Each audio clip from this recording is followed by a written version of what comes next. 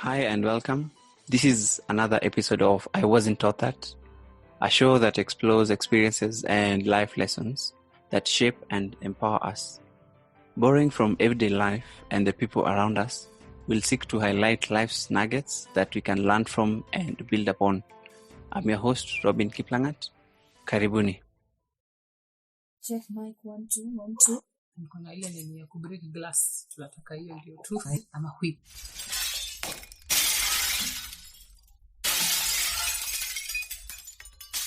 Mike and my friends ours for a while now. We watched them getting married. They watched us getting married. We watched them get a baby. They watched us get a baby. We've literally done life and life together. And so today we are here for them to share their story with us as we get to know what they weren't taught as well. Yeah, so they're going to share their journey with us. So Mike and Mark, karibuni.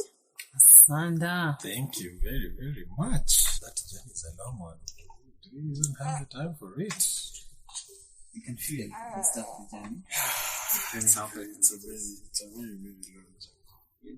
But we're glad to be here. Thank you for having us. Thank you for sharing our story. Mike, and they're not just the two of them. They have their baby with them. So if you hear any cooing, that is baby doing her thing. So, start. Yeah. So, probably could start us with how you met. There's always his and her version, but I think here we can agree that his version is the correct one, as she will attest. We met very many years ago. We were still very young at that time, just after high school, I believe, in Strathmore University. That is where I first laid eyes on this wonderful wife of mine. It was the year of the Lord 2007. And we were attempting to do the pre-university courses. At the time, I think I wanted to try my hand at accounting. And so did she at the time. And so, This is true. Clearly, the version takes it home. This is true. We met in Strathmore University. Yeah. So, He was the tall guy in my class. I was like, what's the deal with this guy though? That's the story. so, Mike, what attracted you to him? well, I need some water for that. At the time, I think I didn't know her. So what attracted me was just beauty. Pure beauty. She was just beautiful. She sat 2 rows behind me, and she was always curious to see what I was jotting down in my book, and it was just, one of those people who you cannot ignore. And, she caught my eye. But at the time, I really can't say I knew her. I wouldn't say her heart, or that would be a bit of an exaggeration. I say she was beautiful, and she caught my eye. I loved what I saw. Sounds like a story of, I was about to say beauty, and let me go to the next question. Please. She said height, that's why. Not necessary. Mike, I Something can't. else. Okay, Next this is where I Next dig question. my own. So next question. What were your relationship statuses at the time? He was taken. I was single. That's the only version. Well, she makes it sound so bad. At the time, I was seeing someone in the same class. So popular. Yes. But I could just not keep my eye off her. She was always right at the corner of the eye. And when things went south with my relationship, things just started happening with her. We started talking. We were talking in class, and it was a very strange mode of talking. I would type a text on my phone, but I wouldn't send it. Then I'd pass the phone to her. She would read the text, put her response and pass the phone back to me without pressing send. And we'll do that over and over and over. Yeah, until Cute ama kusota. someday we could not hold it anymore.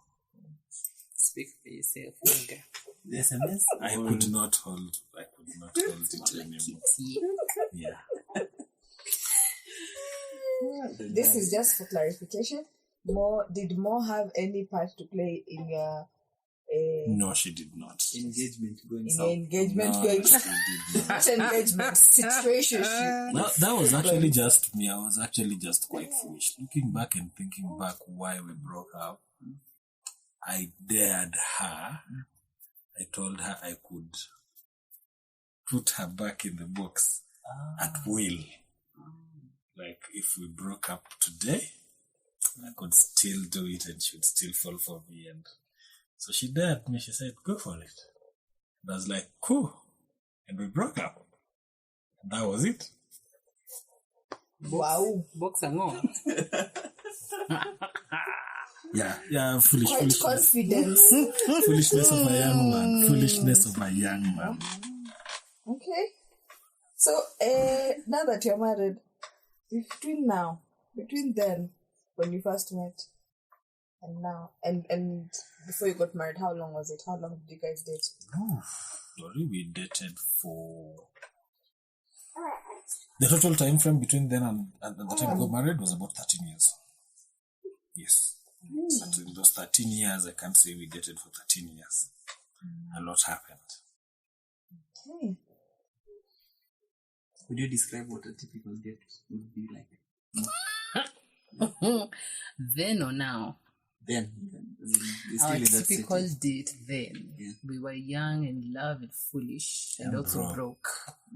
So we'd meet in town.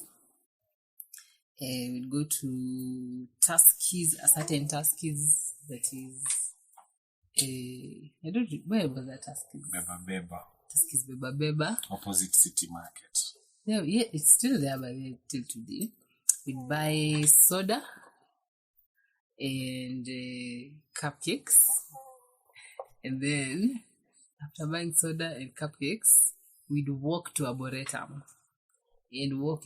So the walk from Tuskie's, or from meeting in town to Arboretum would be catching up for how you doing, what have you been up to, blah, blah, blah. How's your week been? Yes, and then we'd get to Arboretum, enjoy our cupcakes, and soda. then just spend time together. That was our ideal date. I really loved those dates because they had no pressure for dressing up. There was no drama. It was just spending time together. One of my most memorable dates was when he brought me a CD Angoma. It had a mixtape. Yes. Yeah, It had like that, wheels cool. Okay. So now that I didn't used to carry a player, what nilikuwa nangoja kufika home, like I can't wait to get home and play it. Kwenda kucheza pale, one of the first songs was Jordan Sparks, No Air. Tell me how I can breathe with no air. It instantly became our song. So should we play it? You should play. At this point. Yes, you should play it and then continue. So if you, at the time that was our typical date, and it was really magical and wonderful. Yeah. And Mike, any memorable points in terms of during your dating? The Arboretum dates were really amazing. Because there was no escaping from it. There were no distractions. We had virtual dates when we couldn't meet. And those were really, really awesome. And I look back at those with a lot of nostalgia. That's the word. We would picture a certain setting. One of us would think, for instance, a beach, a forest, a setting, and we would go on a date in that setting We would go to the beach, we would walk on the beach, we would talk about how she's dressed, we talk about how I am dressed, what the sky is looking like, if there's a flame, if there is, we talk about imaginary stuff, and our minds would just run wild with a lot of passion for one another. It would take us hours of texting. Seems like you're waiting for this corona period. And if I was going virtual, you guys were already ready for it. Been there, done that. Amazing stuff right there. So, in that long story that you're talking about how long it took for you guys to get married, at what point did you decide to get married? And I think just before getting married, like, did you guys, when you were dating, did you guys live together? We have never actually lived together until we got married. That is the first time we shared common living spaces. 2018. Okay, let me start at 2017. 2017. I had just come off of a really bad relationship, and things had really gone south. This time it wasn't confidence. It was worse. And so I was scrolling through my Facebook, just checking recent updates, and I see a post from Maureen. At the time, she was talking about some bridge in China that has a glass floor, and guys would go on that bridge and they'd start crying because either they are paralyzed, they can't move. It was an interesting setup. And so I commented on that post and said, she made a comment, the caption on the post was "men cry" or something like that, to that effect. And so I responded by, "Which men are these that cry?" And that was a conversation starter. We started talking. How you been doing? It had been a while. It had been almost a whole year we had not spoken. Catching up, what has your year been up to? So I told her my entire story. And at the time, I didn't tell her about the relationship that had gone south, but I mentioned that I was available. And I made the point I wanted to see her. I asked her, "Can I see you? Your birthday is coming up soon. I'd like to buy you some cake." I think that's what I said. And we left it at that. Her birthday came and passed, and I did nothing. About a month down the line, I remembered, I had promised somebody some cake.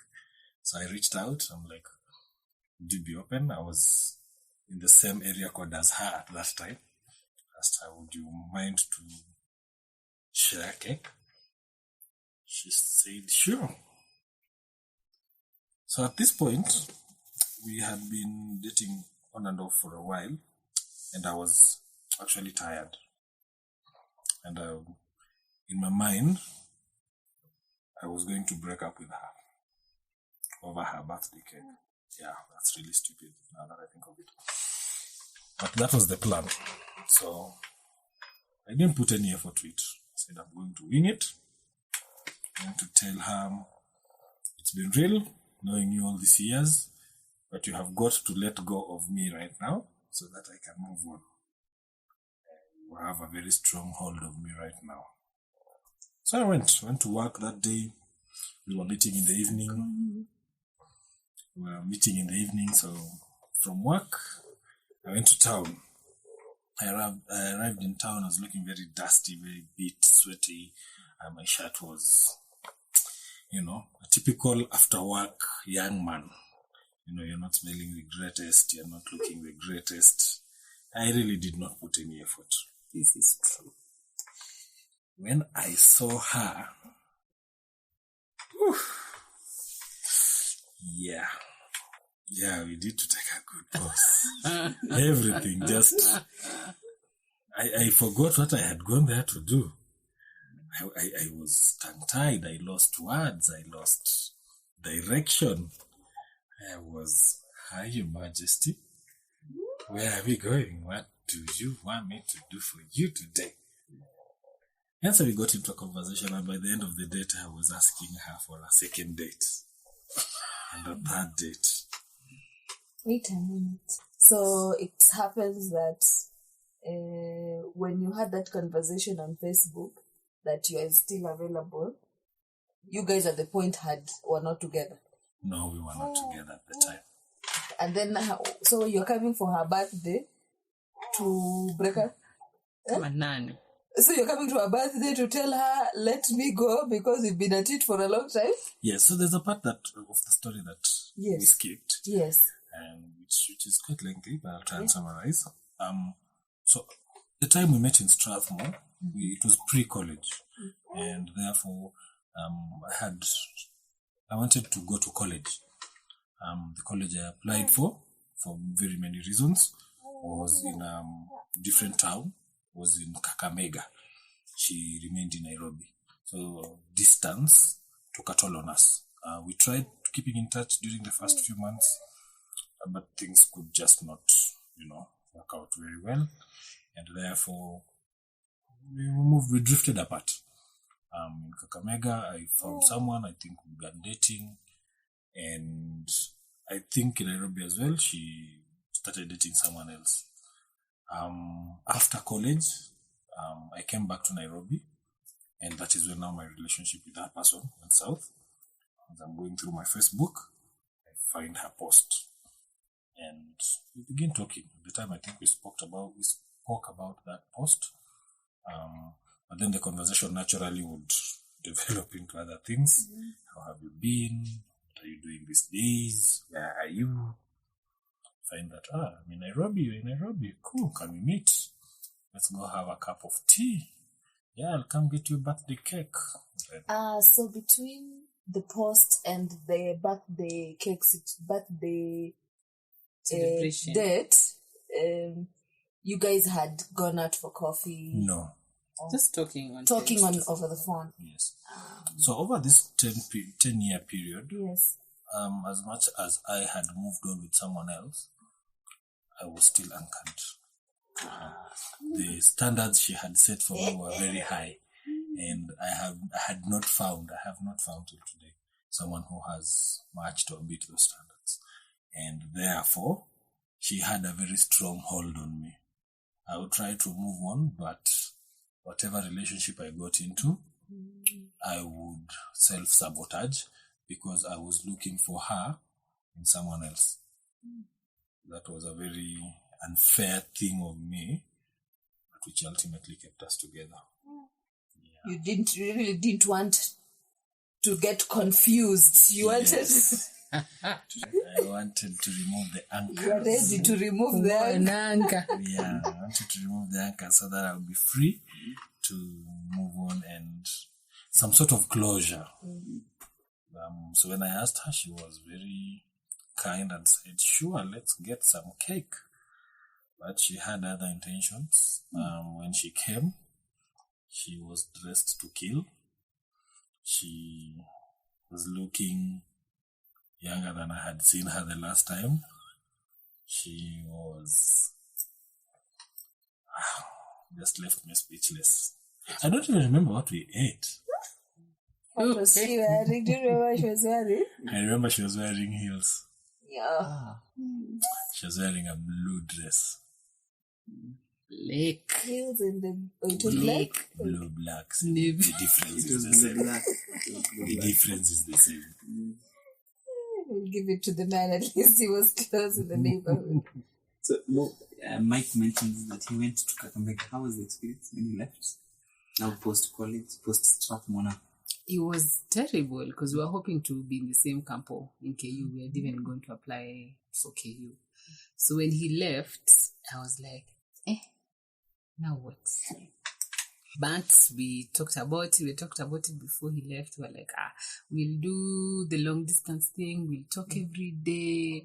We'll converse. We'll make it work. Yeah, the devil is a liar. It didn't happen. But it was really bad. It was hard to keep conversations going every single time for, I think, the 4 years. Once in a while, I'd see him, he'd come for a tattoo. But it was really, really difficult. Yeah. Even today, I am not pro long distance relationships on a personal level.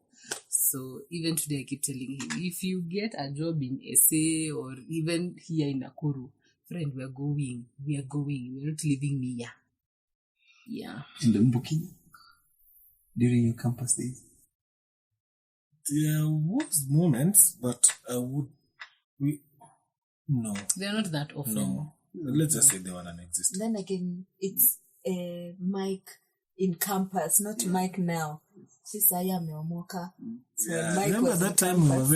we were living Hand to on mouth. pocket money. Yeah. And there's only so much pocket money can do. Cannot sustain. Yeah, it cannot sustain bus trips, regular bus trips to Nairobi. And that would be bus plus accommodation plus food plus a gift plus a date. It would just be too expensive. And the more in Kakamega? Similarly, You travel. Never. I did not. I am not hiding. I did not travel. I was not even. I lived with my parents, so the prospect of traveling to Kakamega was not even existent. Like there's no way, because now Kakamega is not here in Nakuru. You can go and come back. If it's going, it's going. So I didn't go. I think the best we did is at one point we met in LD for a lunch, and then we onged, and that was it. Yep. So now that you're married, how would you describe your roles within your relationship? Okay. That was a jump. Yeah. It's a tough one. Now that you're married, I think we're friends. And really truly speaking, just a deep understanding for each other and consideration for each other's concerns and welfare. I think that is our primary driver. Yeah. So how did you come up with this role? How did we come up with the roles? Nothing is defined. No, nothing is defined. In terms of the traditional roles like cooking, cleaning, whoever is there at the time does what needs to be done. At times I clean, I cook. At times she cleans, she cooks.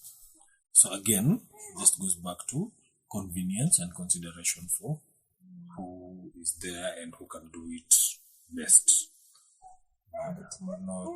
Nothing is strictly defined. We take turns praying. I think maybe as a priest of the home, maybe that is my one role that I cannot delegate. Is I have to live the prayer life of my family, and that is maybe the one defined thing. Any other things, we just go with the flow. So if that would be being understanding, or rather appreciating the cultural times we are in, or rather not the cultural times, the times we are in, and in terms of how traditionally, if I may borrow the word traditionally, it was the man to go and hunt and bring back the bacon. Yeah. Was it bacon back then, or was it berries and foliage? Yeah. Now that is it the same situation? No, Is it the no, same it is. situation, No, or- it is not. It is really vastly different because she is a graduate just as well as I am. She is as much educated as I am.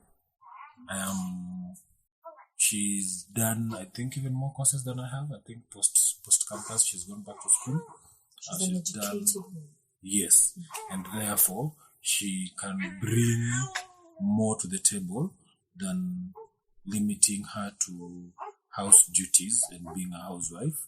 That I would go and hunt, gather, farm, whatever it is that men do, and then bring to her to take. So no, I wouldn't want to limit her in that way. They are looking at it, not wanting to limit her, because she's capable. So again, now that you're married, are there things that you are thinking about in terms of marriage and how you're dating one in terms of now that after the distance and then coming back after seeing the highness that you met that day? So are there things that you anticipated before you got married? That this is to you, Mike. Are there things that you anticipated about how your marriage would be and how the relationship would be post-marriage that actually came to be? And things, that's one. And then on this other side, the things that were completely, you are out of scope in terms of what you imagined your relationship being before jumping the broom at that point. Many things, many expectations were met, many expectations were not met. Maybe I'll start with the ones that were met. These are not all of them by any chance. I think I expected a woman that would pray for me. And my wife has done that beyond what I can even say. She wakes up in the middle of the night and she prays for me. And that, I thank God for. I think one of the ones that was not met, the one that now I think we laugh about it, is, and we had talked about this prior to us getting married, was I expected that every day I would come home and I wouldn't have to think about what we were having for dinner or for any meals for that matter. She would plan all our meals. I wouldn't mind helping in cooking, but I really hated the process of meal planning. I did not enjoy it one bit. I have found myself doing it over and over and over, and it is not something that is going to stop today or tomorrow. And so I have learned to adjust, to live with both met and unmet expectations.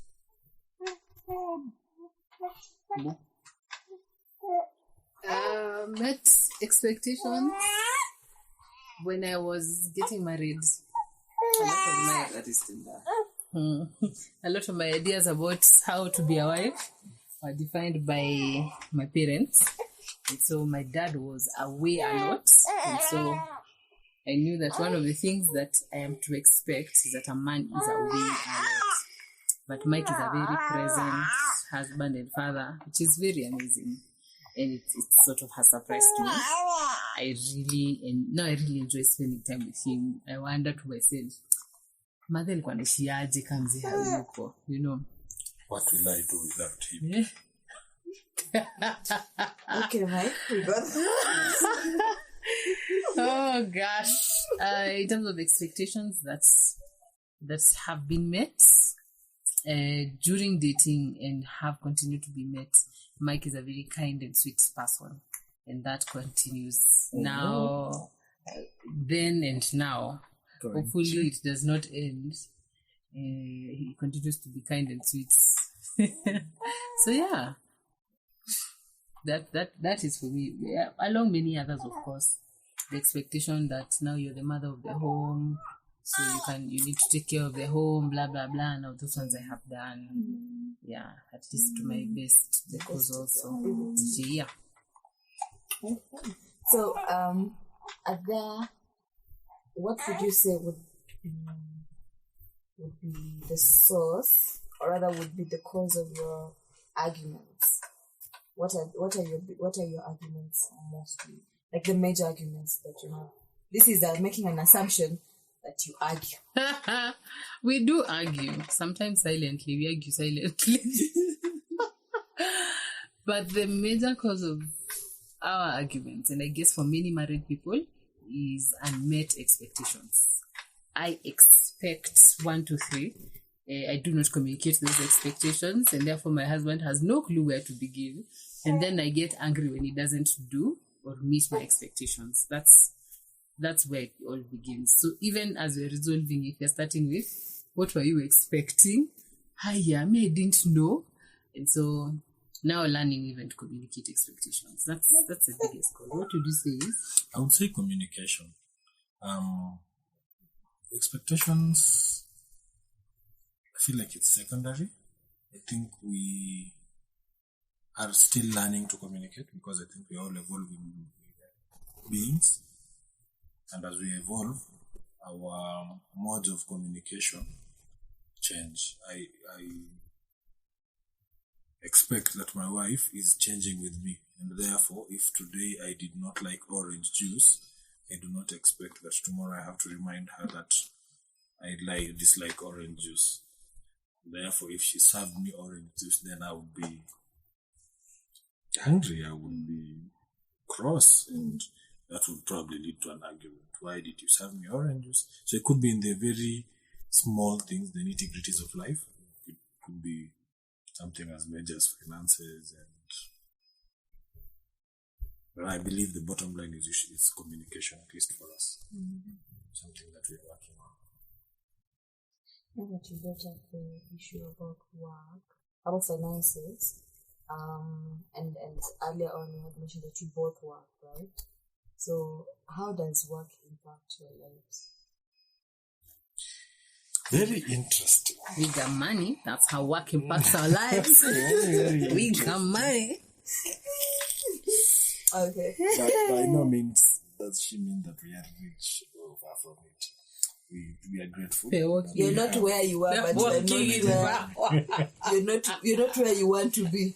Exactly. Take a look at me, I'm a wonder. Exactly. We are not where we were. We are not yet there. We are work in progress. 2020 has been an interesting year. So we got married mid-2019. And so for the last half of the year, we were just the two of us. And we got to learn how to deal with each other, especially in those spaces of work and living together and just being newly married. At the time, we would both get home at around 6, 7, and then we'll take it from there. However, the last 1 year has been interesting. For the major part, we have both worked at home. And that has posed a very interesting dynamic even in our relationship. Now that I am always home, she is always home, and there is no in between. I don't leave, I don't come back, I'm always there. And now we have had to learn to change from the mentality of I will get home at 6, 7, to knowing when do we need to switch off the machines, the laptops, and to switch into parent mode, into husband and wife mode. I'm not so sure I've answered the question. Especially on the aspect where you mentioned about the difference of coming home. So within that working from home, how was the transition? It was almost instant. We made one morning we got an email that we are not going to work, and that was it. The office was closed, yet we still had to deliver our deliverables. That instant switch almost meant that we also needed to change our mentality as swiftly, and we adapted to that. That became our new way of life. The house where we used to live had an extra bedroom. And so quickly, when it became apparent that we were not going to go anywhere but were still going to continue to work, we set up a workspace for each of us. One person in the master and the other person in the other bedroom. Because his work is very involving, a lot of calls, a lot of engagements with people. And mine is more quieter, and this is what I expect you to do, So it was important to have those separate spaces. And some days we were so removed in terms of each person being at work that I'd only see him at lunchtime. So I'd go maybe warm some lunch and then call him and tell him lunch is ready. And then after that, we both disperse into our offices. And it sort of brought the semblance of you're away, but you're not away. So it was good. It was interesting now until when we moved to where we live now. And now the workspace is sort of in one area, but also we have Tendai. So really what most of the work for me is taking care of baby, ensuring that she's good, she's well. Yeah. And before Tendai, we will come to Tendai. Before Tendai, to what extent would you say your work responsibilities affected the home life, especially with that transition of 2020 that everyone is working from home? How my work responsibilities affected my home Your life? home life, yeah. Working from home for me was easier because my boss was not present, so to speak. So you could easily shift from work to home. So it didn't. I don't feel like it had a negative effect. I guess I suspect it had a positive effect because now it was easier to shift. I could leave work at 4 if I finished my tasks and go make dinner, etc. So for me, I find that it was better to work at home. Even now, it's still better to work at home. I had the opposite experience. In fact, for me, it was worse. I got to find that I was working longer, and at times I would get on the wrong side of my wife by keeping working after 7 p.m. At 8 p.m., I'm still on phone calls and emails and meetings, and she just wouldn't understand. And I did not blame her. It was a new space for all of us. And really, before COVID, as soon as 5 hit, I would leave the office and I would be home. Yeah. I would not look at my phone. I would not look at my emails. I would not. But then, now here we are. Your home is your office, and your boss needs you at 7 p.m. You technically can't say no to him. At the same time, you are needed to be a husband, a father, Husband at the time. At the time, husband.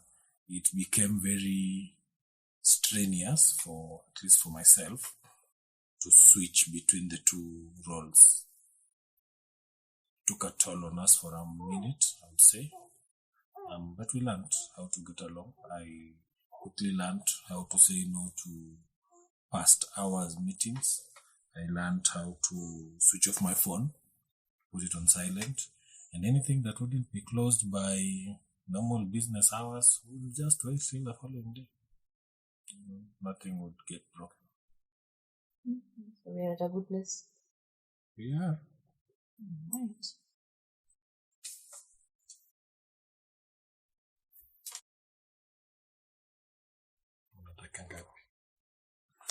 Okay. Three major points. Yeah, so we can. That is together. So now that Mo mentioned Tendai, how did you make the decision to have a child? This we spoke about when we were dating. We had discussed about children and how many children we wanted and the future. At the time, I really wanted many children. Yeah. Young man. Oof. Okay. Take 2.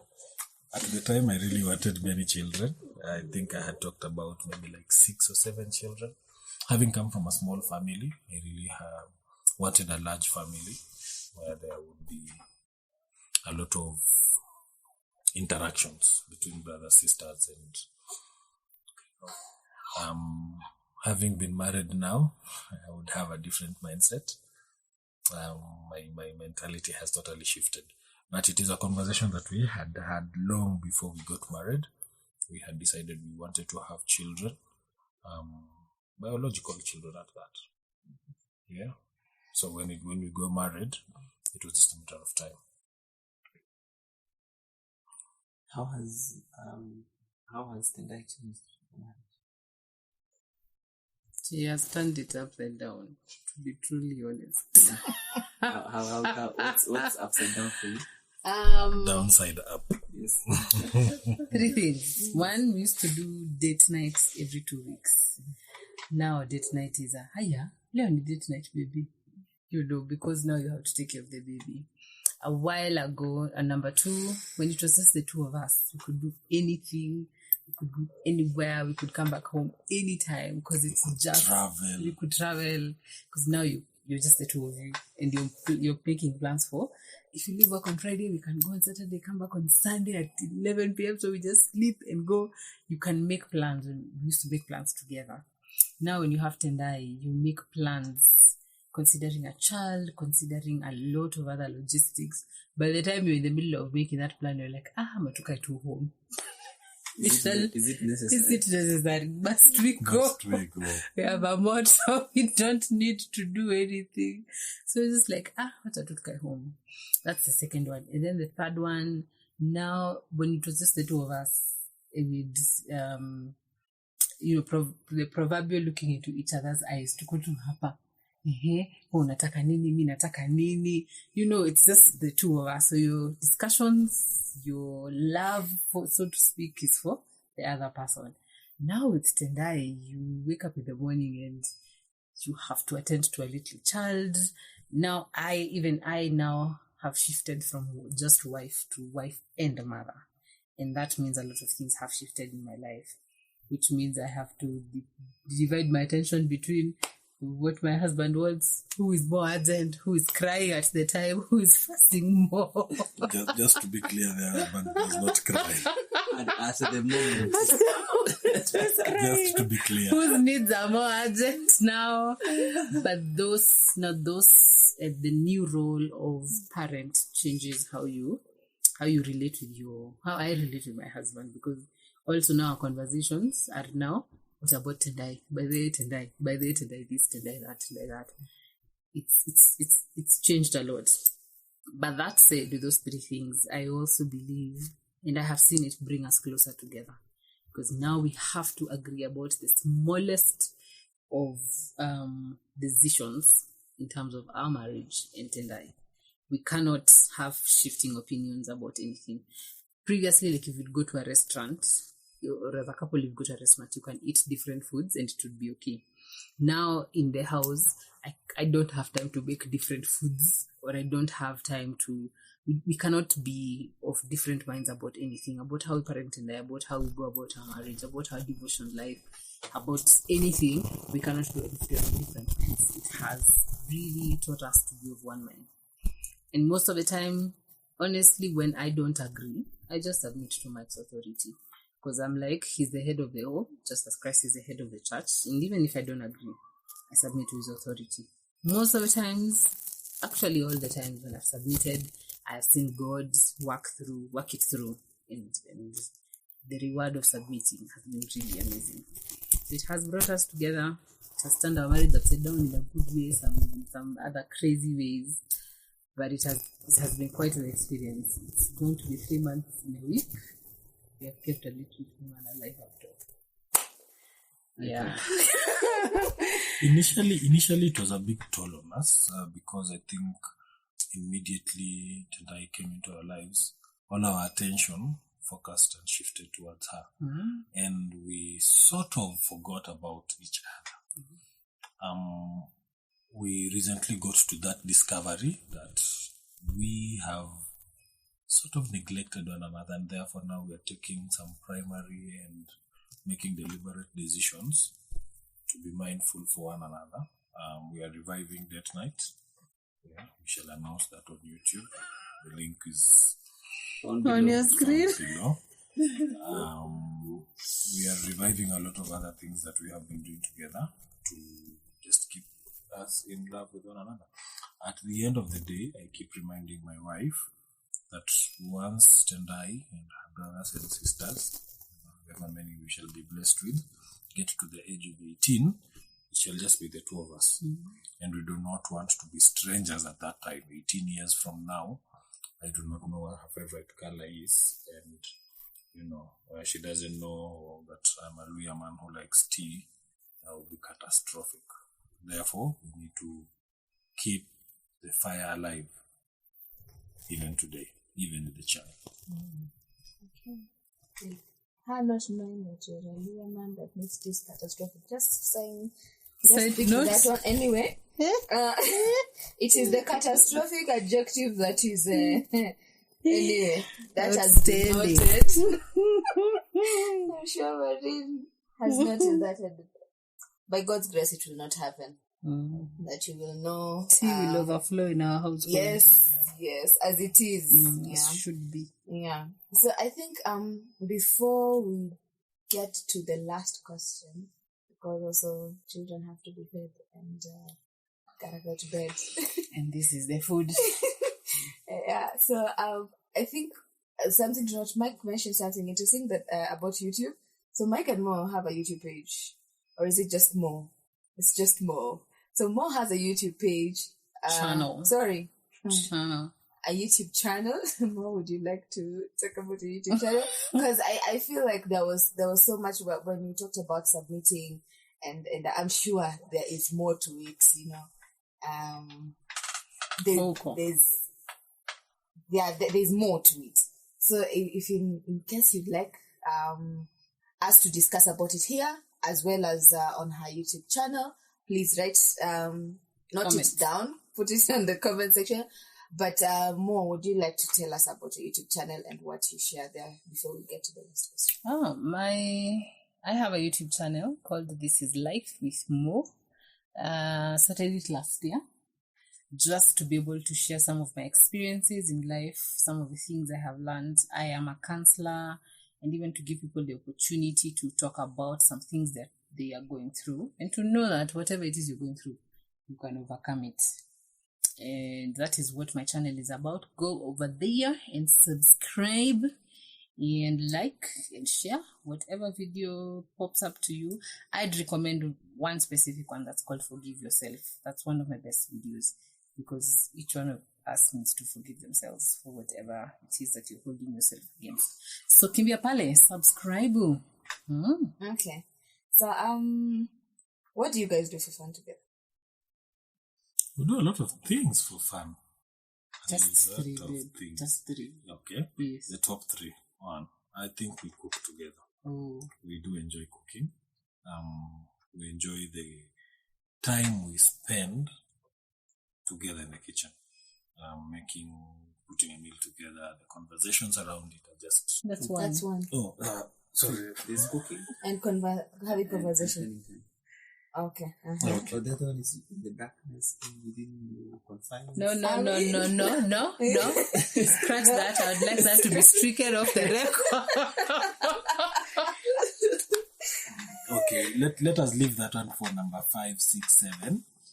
For number 3, let us just say we enjoy watching a movie or two together.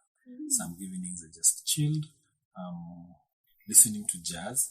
Well, my wife introduced me to jazz. If it was not me, you'd still be listening to those shady people of Ohangla. I have nothing against Ohangla. Ohangla is good music. And rumba, and the music of young men. Upgrade you. Yeah, of Lil Wayne and Nonini and Jua Kali. Focus. She has taught me to listen to good music, to understand music, and it is just not about a beat and rhythm, and she has taught me to listen to lyrics and to create lyrics where there are none. Like in jazz, there are no lyrics. So whenever you're listening, at times you end up praying, at times you end up just putting your own words in that song and doing you. Mike, you seem to have done that. You. I've done it a lot of times. I have done that many times. Yeah. Okay, so we have come to the end of this episode.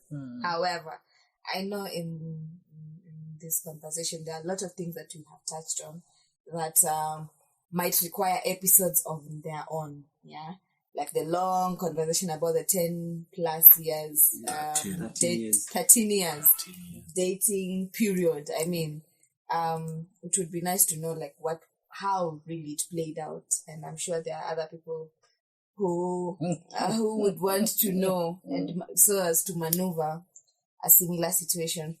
But and if there's something that you have pointed out and you would like to hear more about from Mo and Mike, leave it in the comment section. Mike and Mo, this is us assuming, then again, making an assumption that you are available to come and make clarifications. Jeez. Yeah. Awesome. So with that, I will pass it over to you. Yes. So before we close, I'd like to ask if there's anything that you'd like to highlight, speak about, share before we wrap up for this.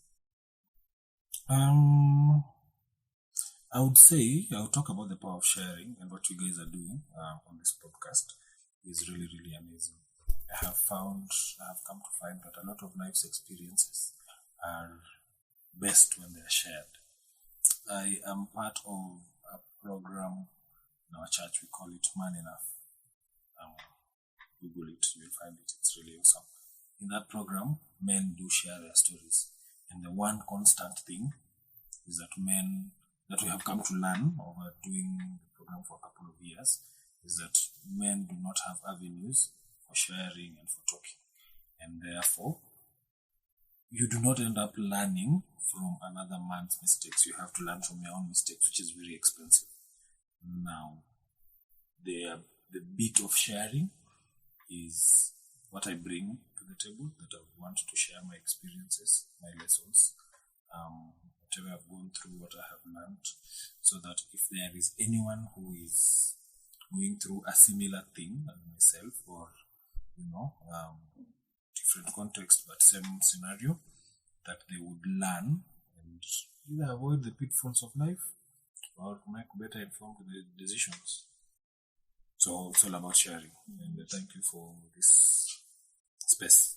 Thank you for joining us this week on I Wasn't Taught That podcast. If you found value in this show, simply tell a friend or family about the show. That would help us reach out further.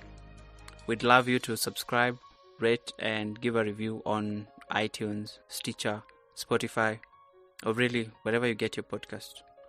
Till next time, stay blessed.